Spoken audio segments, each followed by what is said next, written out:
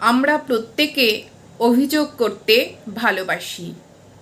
অভিযোগ করে আমরা আনন্দ পাই। অভিযোগ করে আমরা নিজের অক্ষমতা অন্যের কাঁধে চাপিয়ে দিই। যদি বাড়ি থেকে সায়েন্স নিয়ে পড়াতো তাহলে আমি চাকরিটা পেয়ে যেতাম। যদি আমার একটা আইফোন, একটা বাইক বা গাড়ি থাকতো, আমি একটা সুন্দর গার্লফ্রেন্ড পেতাম। যদি বাবা কিছু টাকা দিত, আমি এই ব্যবসাটা করতে পারতাম।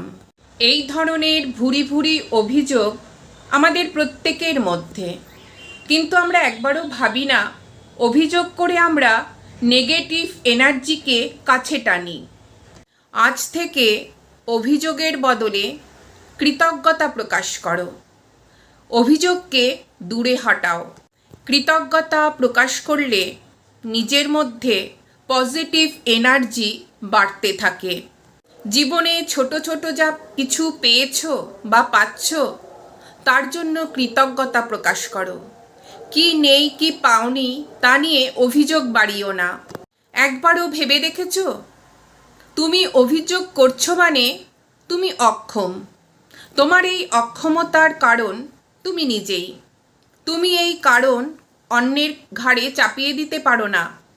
তুমি চাপিয়ে দিলেও সমাজ মেনে নেবে না, মানুষ মেনে নেবে না, তারা হাসবে।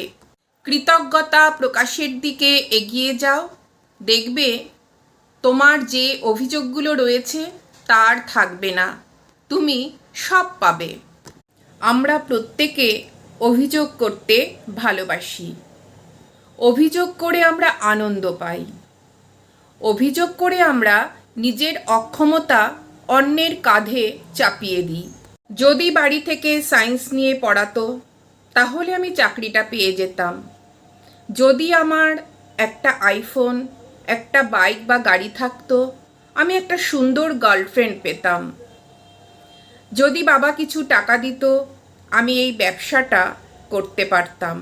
এই ধরনের ভুরি ভুরি অভিযোগ আমাদের প্রত্যেকের মধ্যে, কিন্তু আমরা একবারও ভাবি না অভিযোগ করে আমরা নেগেটিভ এনার্জিকে কাছে টানি।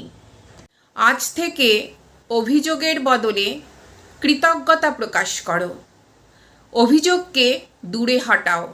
কৃতজ্ঞতা প্রকাশ করলে নিজের মধ্যে পজিটিভ এনার্জি বাড়তে থাকে।